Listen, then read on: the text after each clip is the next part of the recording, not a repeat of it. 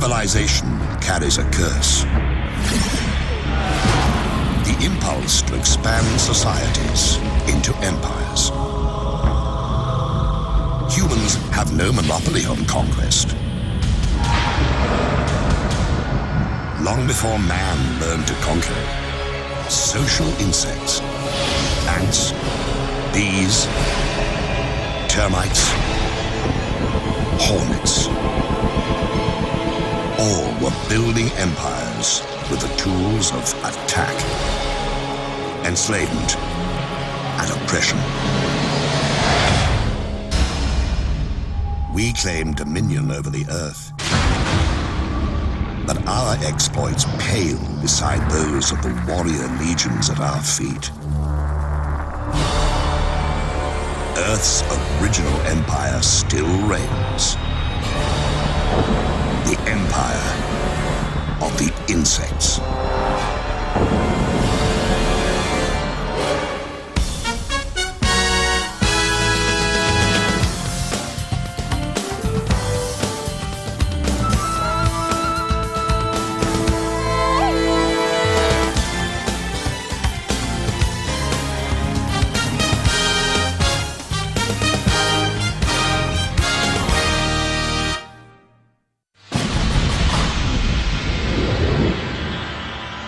Here is a tale of empire, the uses of power, the horrors of domination, the rise, the rule, and the ruin of a cunning empress.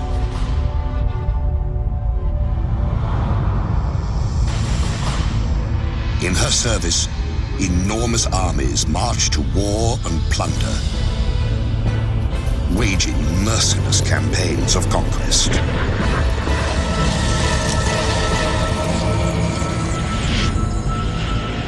Great empires are forged in violence.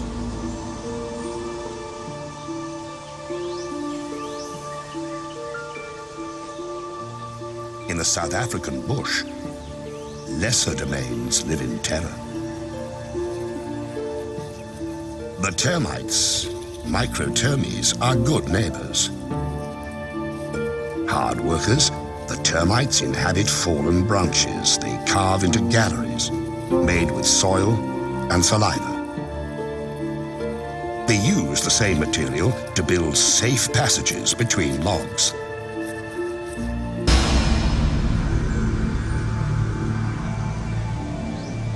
But the termites must be vigilant.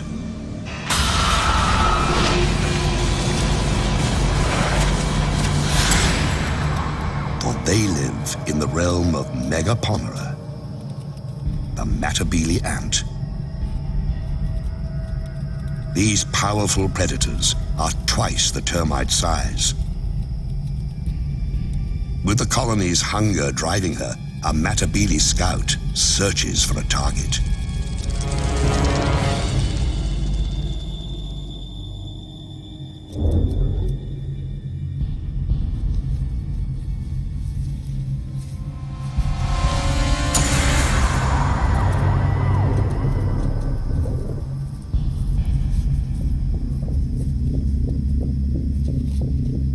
The termites know that shadow and what it means.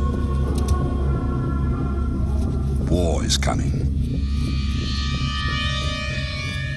Soon. They can do nothing as the scout marks the target and a path to their home. The scout returns to the main force to recruit a raiding party from among her sisters at an abandoned termite mound the Matabele have commandeered.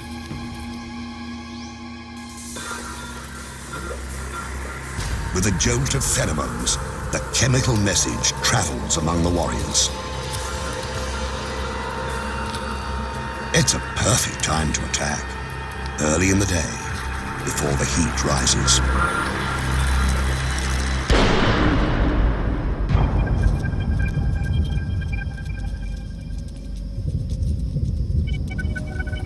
Matabele move out with the ominous, deliberate pace of a Roman legion.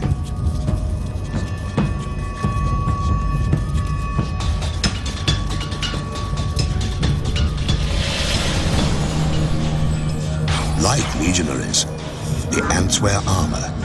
Their exoskeletons can withstand all but the harshest blows. They sting with highly toxic venom, but their heaviest weapon is their jaws, able to rip opponents to shreds.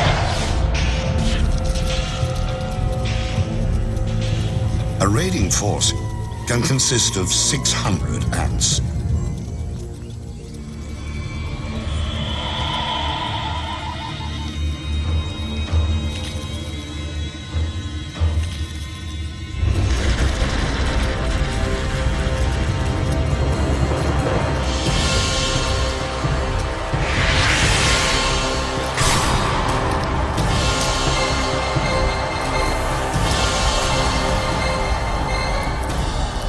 The first wave breaks the battlements, ripping open mud galleries, probing for cracks in the wood. Now, the smallest Matabele attack. These tunnel rats make relentless forays into the termite sanctuary.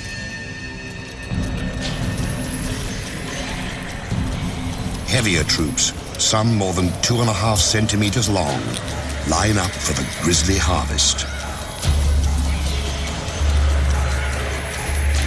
It's the devil's buffet. All you can kill, all you can carry.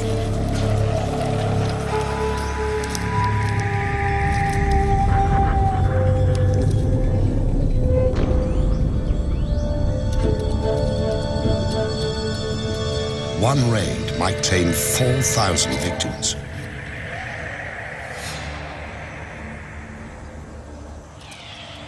When the Matabele have all the dead termites they can manage, they head home.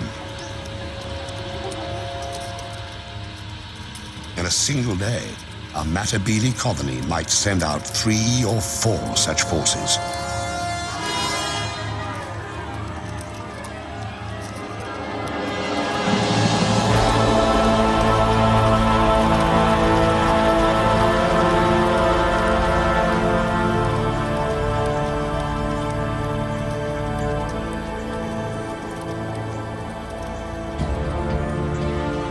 Soon, the big ants will move their base to richer hunting grounds.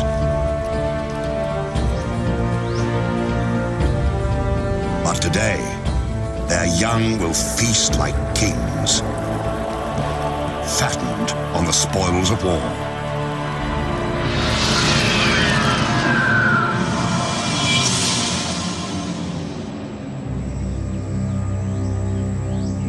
Violence is the imperial tool, wielded in many ways. Sometimes to disrupt, sometimes to control.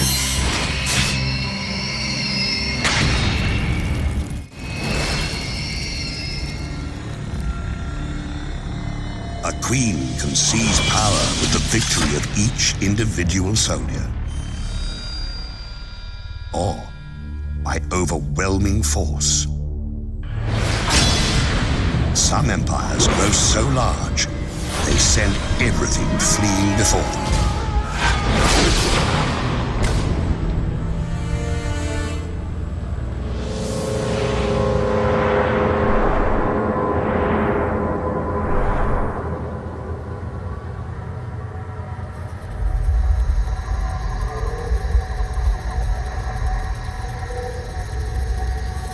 In the Panamanian rainforest, Esitan, the army ant, rules its turf with massive numbers.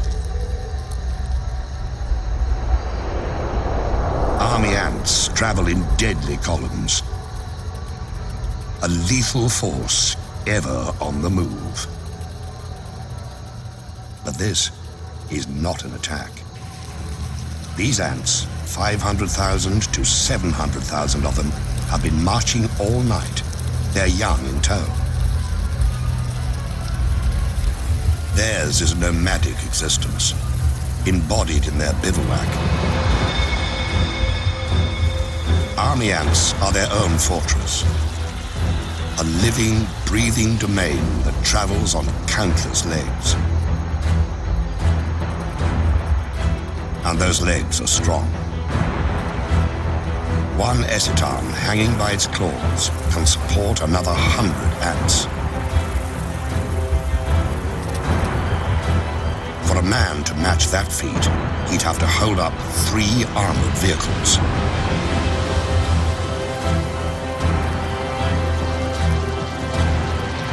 Deep in the recesses of this mass of ants are hidden 200,000 unhatched young. And the eciton queen. She lays eggs by the million, keeping the colony alive and forcing it to find sustenance.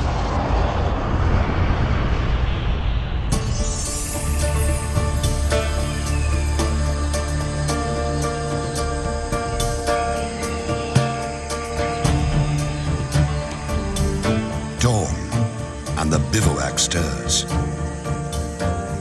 After a night of stillness, the colony must feed. The meter-long mass of legs and feelers rouses itself into action.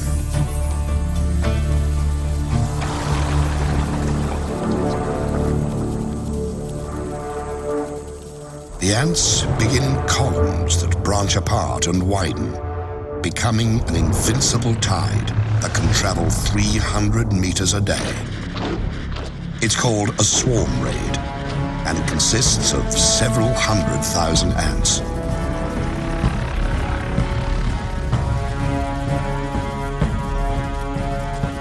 The ants move in a deadly wave, 15 meters across, driving all before them.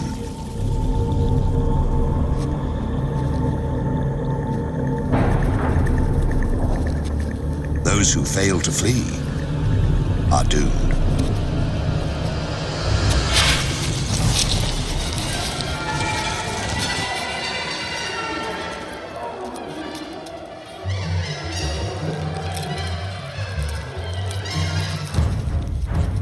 Whatever army ants can catch, they consume.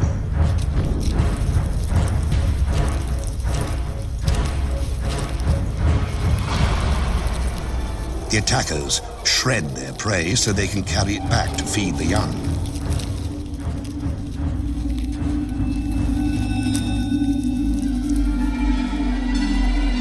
Army ants even overpower the land. They instinctively form bridges that carry the swarm over gaps and gullies. Across these living structures flows a steady stream of corpses. 30,000 a day.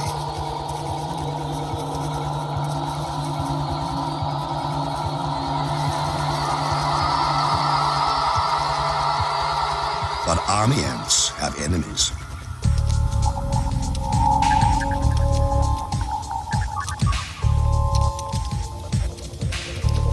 Along the swarm's edges, bandits try to pick off stragglers.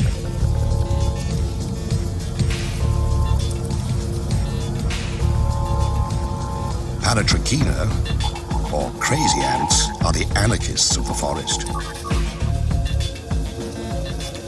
Small but highly organized, they are willing to do anything to grab a meal. Infiltrate, attack, abscond, whatever it takes.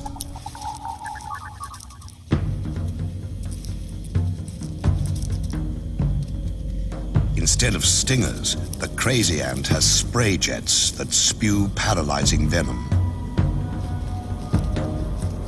It lets the cruel little soldiers take down much larger opponents.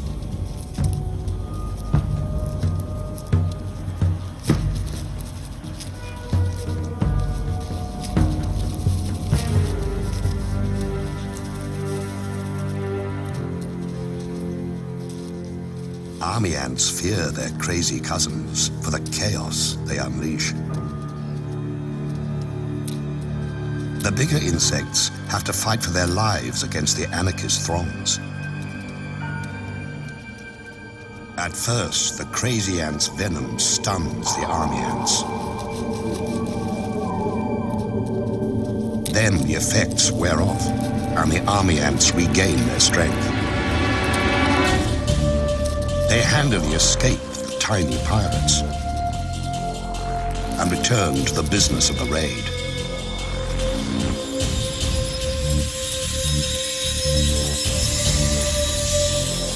In a week, an army ant colony kills and eats 250,000 creatures.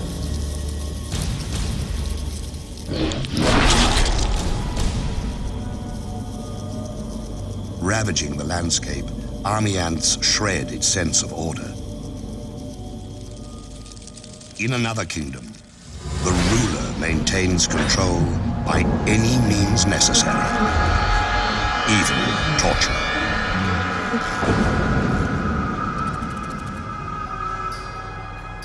The Empress can afford to be gracious. She has enforcers to do her dirty work.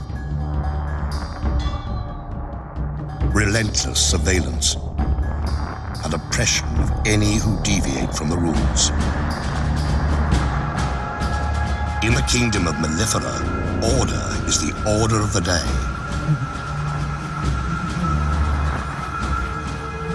Every day. Mellifera, European honeybees, seem to lead a sweet existence, gathering pollen and turning it into gold.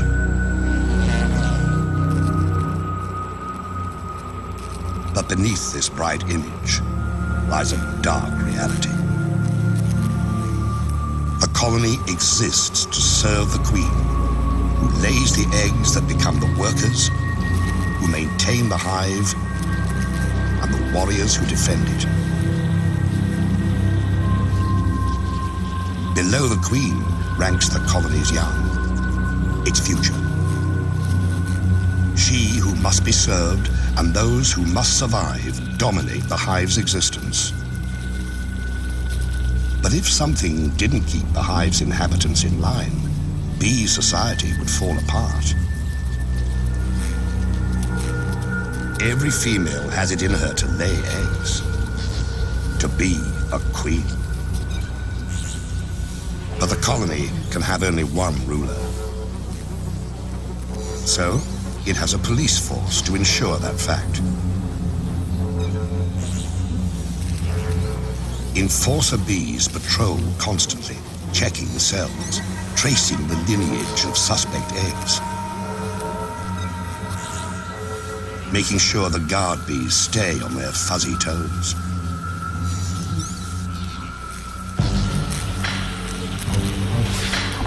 The police are on the alert for subversives, social deviants, revolutionaries. And in the hive, it takes very little to cross that line. All a rebellious female needs to do is lay an egg. By the regulations of the Mellifera police state, that's a crime.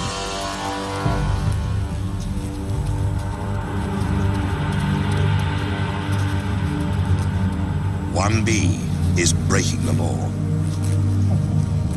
She deposits an egg in what she hopes is safety. If they thought they could get away with it, half the bees here would do the same. And the hive would fall into disarray. That's why police bees make their rounds, searching for evidence of insurrection.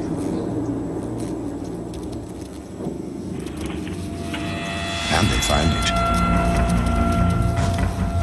For them, an outlaw egg contains the seeds of a colony's destruction, and so it must be destroyed.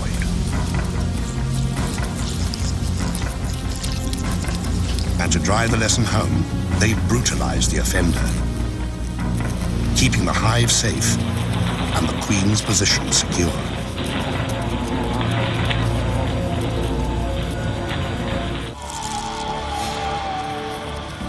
The natural order demands surrender.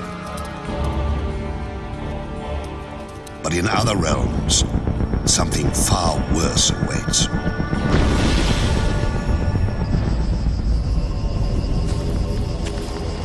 In the Imperial domain, it is not enough to rule. Others also must serve. By abduction and terror, the Empire assures itself of slaves. Warriors carry the captives into servitude. Strangers in a strange place. In Arizona, the kingdom of Polyergus needs its slaves. The queen has her consorts, the warriors, to do her bidding. All of these live royally, thanks to a servile class. Polyergus, the slave raider ant, requires slaves because the species has grown so specialized it cannot care for itself. Massive mandibles, perfect for killing, have little use off the battlefield. So this kingdom has two societies: those who reign and those who serve. The servant ants, dwarfed by their masters, are of the species Formica. They forage for food, raise the royal young, minister to the queen's every need and those of her workers. Born into bondage, they will die slaves. But this kingdom has woes.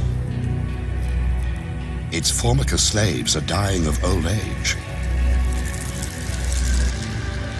It's time for the slave-raiding Polyergus to do what they do best: kill and plunder.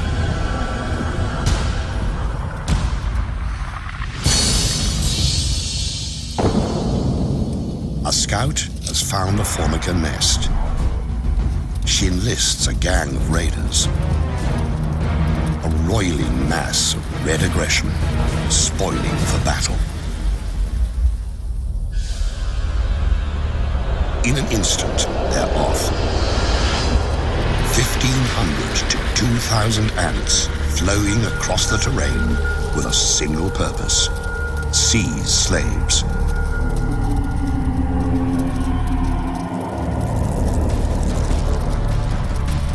Streaming into the Formica nest, the Polyergus raiders unleash hell.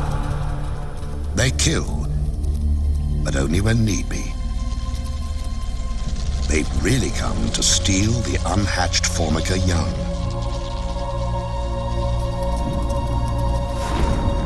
In a chilling display of single-minded oppression, Polyergus raiders blow past the startled Formica to grab as many pupae as they can. It's not unusual for raiders to carry off 500 to 800 new slaves, decimating a colony.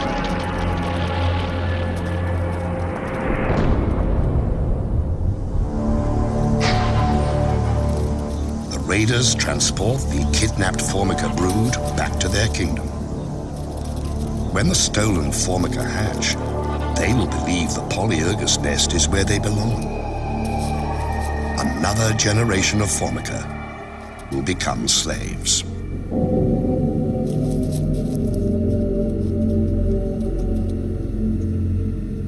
At the wrecked Formica nest, the queen roams amid the ruins, her offspring abducted and enslaved. She has been spared. But in other realms, innocents suffer unspeakable horrors.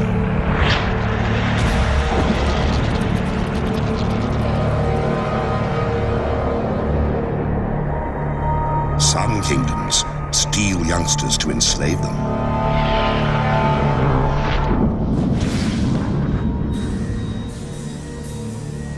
Others take no prisoners, slaughtering the defenseless to feed their own young. Winged horror has a name.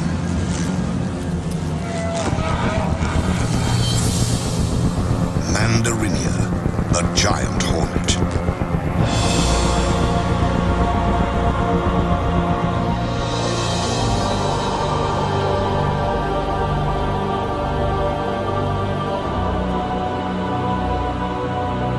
Their reach extends across Japan. Their empire reigns in dark, secluded places.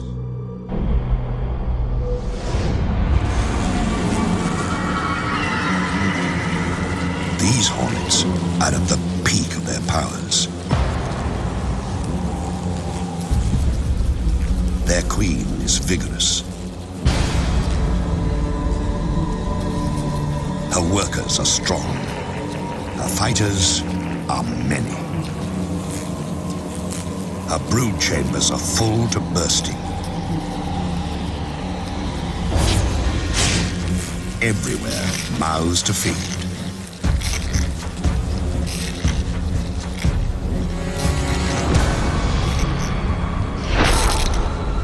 Countless larvae signal their relentless hunger by scratching at the walls of their cells. The grating drives the adult hornets into action.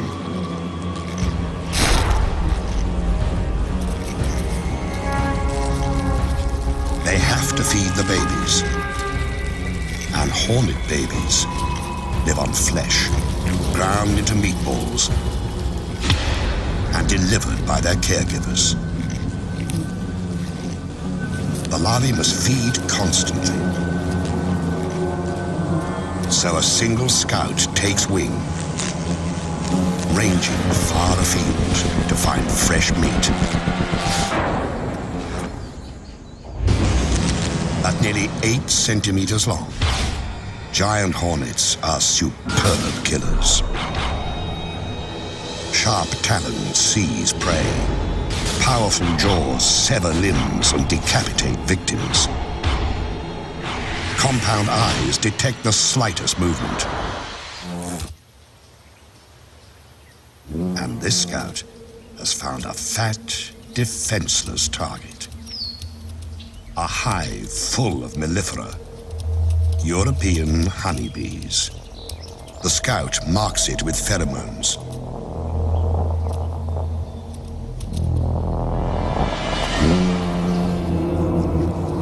These bees aren't native to Japan. They arrived during the last century, imported because they produce more honey and are less combative. Because the alien bees didn't evolve with the giant hornets, they have no way to fight an attack.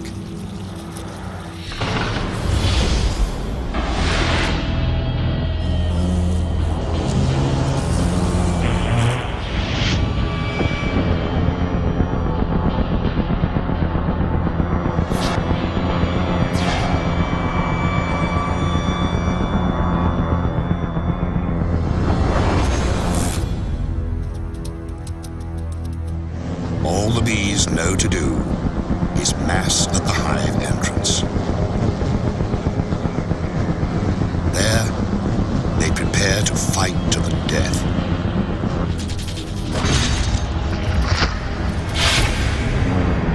The hornets are 5 times the honeybee's size, and many times more willing to kill. In the stillness, fierce wings and fearsome odds.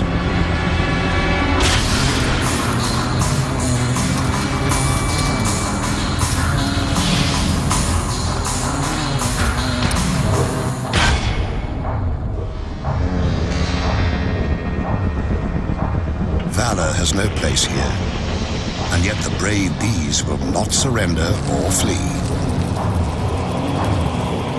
They will kill a hornet or two. But what is one dead hornet when so many live? Reveling as they do in the deaths of bees by the thousand.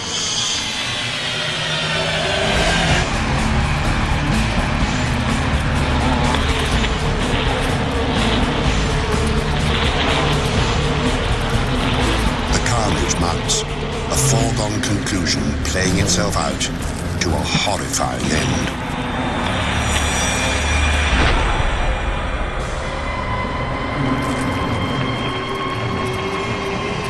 In only hours, 20 or 30 hornets can wipe out a hive of 30,000 bees.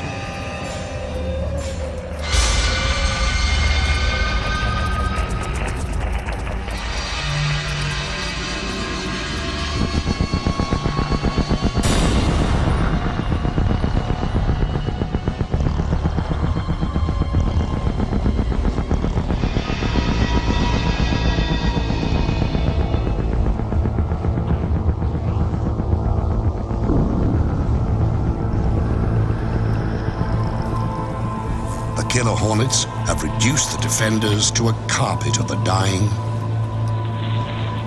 and the dead.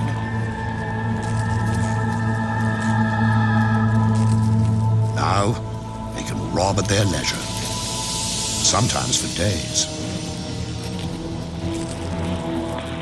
This bee colony is doomed. The victims left to rot. The raiders gorge on honey, even licking it from carcasses.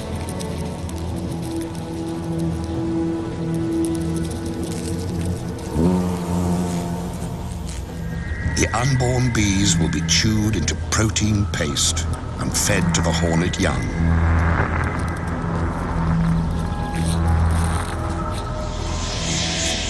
For every empire that seems invincible, there is an opponent able and ready to exploit an unexpected weakness.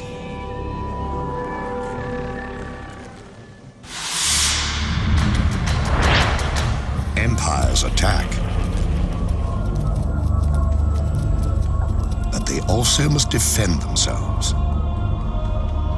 No matter how strong the fortress, the best defense is knowing your enemy.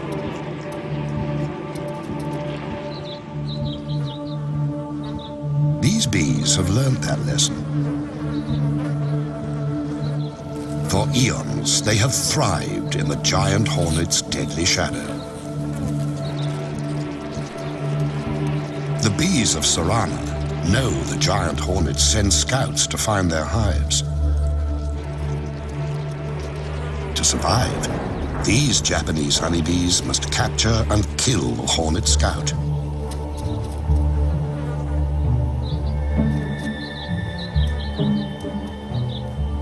And to do that, they have a secret weapon.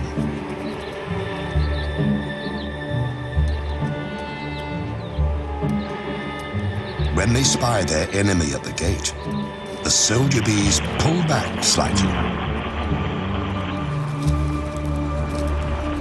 Their waggling signals a sneak attack. They're enticing the hornet to enter their hive. When she takes a few sacrificial targets, the bees attack. In a horde, the defenders rush the hornet scout, enveloping her in a wave of bee bodies. But they don't sting. Instead, the bees crowd belly to belly against the invading beast. Vibrating their abdomens, they create a ball of heat that clasps the hornet at its livid core. It's a battle with narrow margins. The bees can stand temperatures up to 50 degrees. The hornet can only survive to 46. The temperature of the core, 47 degrees. For 20 minutes, the squirming orb presses onto its prey. Bees die. Others step up. If the scout escapes, all is lost.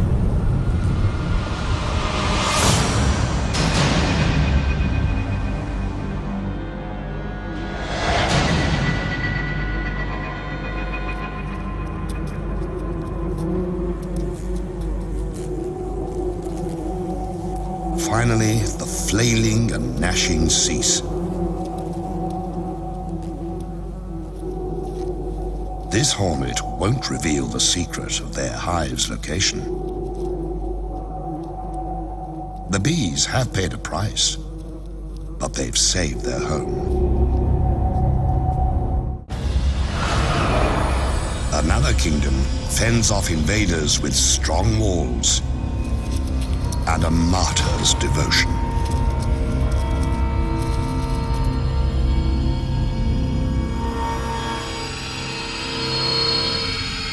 In the land of Macrotermes, jousting for territory and resources never relents. An imposing citadel harbors a colony of African termites. Inside, a labyrinth of narrow passageways and bulkheads designed to thwart invaders.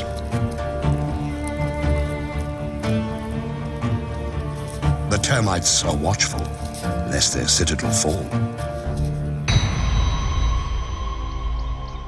But kingdoms' fates often are decided at their borders. A remote outpost can be all that stands between survival and the empire's collapse.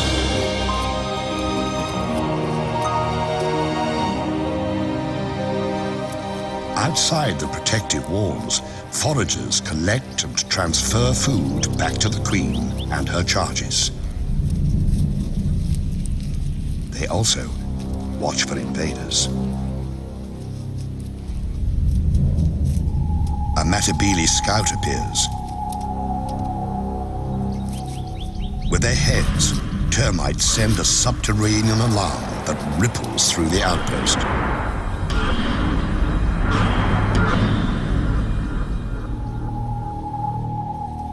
At the edge of the compound, a platoon of defenders occupies a fallen branch.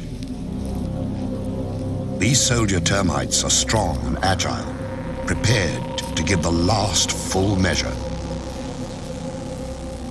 Few of their kind grow this large and strong. Their jaws can cut through human flesh. The encounter begins by ones and by twos.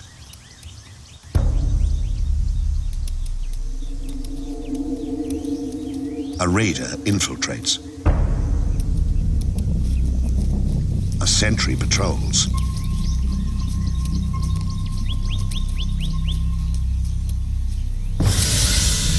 One death, and the battle is joined.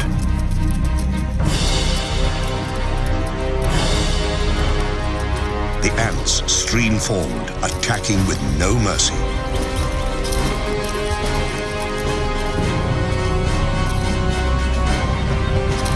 Using their mandibles, the termites attempt a defense. It's no use.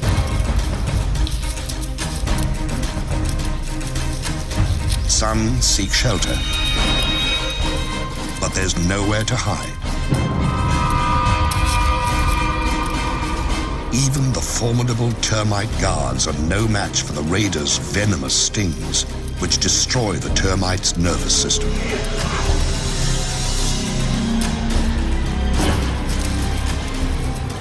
It's more feast than fight, as ants sting and slash the defenders to pieces.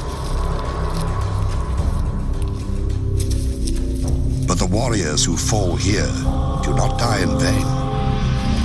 They stand against the Matabele tide, while their comrades in the galleries organize a last-ditch defense.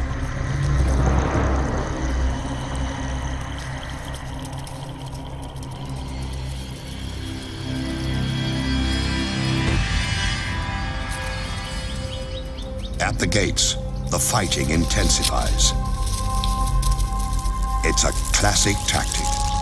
Against superior forces, seize and hold the narrow passage.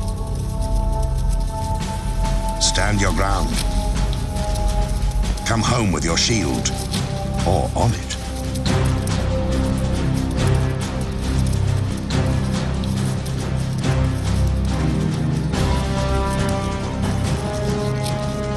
termite soldiers never relent. Sacrificing themselves, they buy precious time for defenders to seal off the embattled bunker.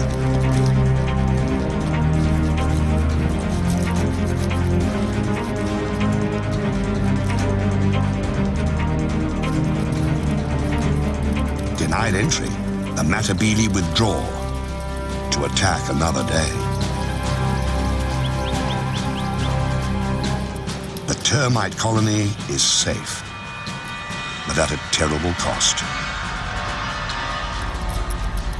The departing ants carry off hundreds of termite corpses that will nourish the invaders.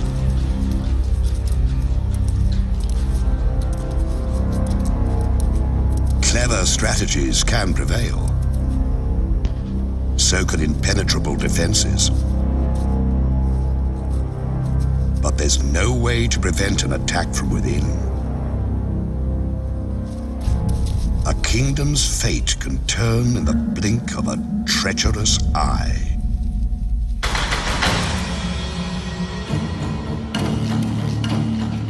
Power belongs to those who hold it, and to those who seize it. An empress is only as safe as her courtiers allow. When danger stalks the halls, rulers do well to beware. In the kingdom of Polyergus, virgin queens have to steal empires for themselves. They cannot inherit this domain. The reigning queen will tolerate no rival. So, a would-be monarch must infiltrate a Formican nest, murder its queen, and steal her identity. To start their quest, young queens join a slave raid.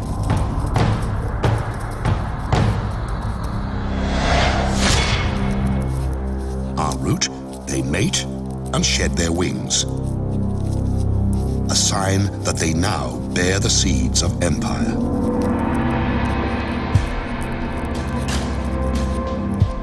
One queen has picked her target. She approaches the Formican nest, ready to seize power. But before this killer queen can attack, she must evade her quarry's protectors. She releases a pheromone. Like a chemical spell, the scent neutralizes and repels the Formica defenders. The colony's heart is where the queen is, and the interloper means to pierce that heart.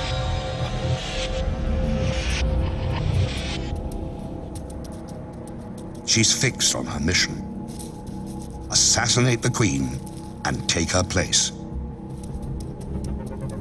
The Pretender's sickle-shaped mandibles have one brutal purpose. When she confronts her rival, there's no hesitation. She savages her prey, not to eat her, but to steal her identity.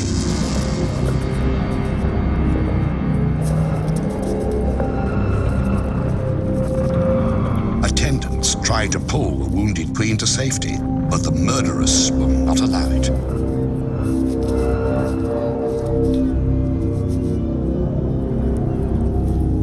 She laps up her victim's blood and rolls in her spilled fluids, thoroughly absorbing the monarch's essence.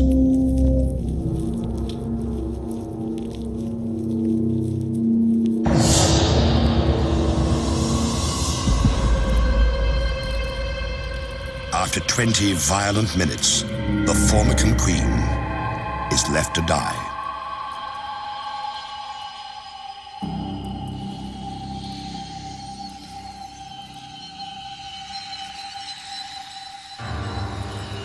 The Pretender has cast her chemical spell over the colony.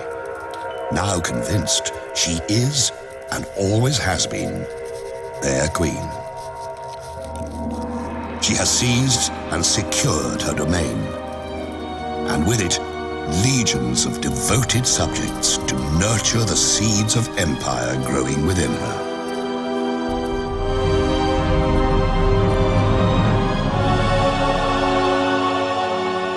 Rulers rise up, and rulers fall.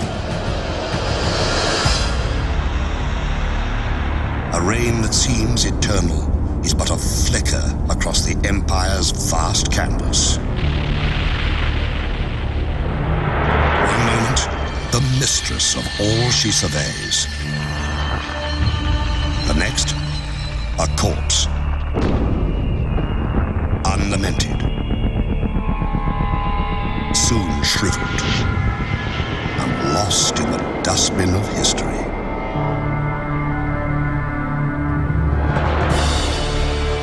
The Queen is dead. Long live the Queen.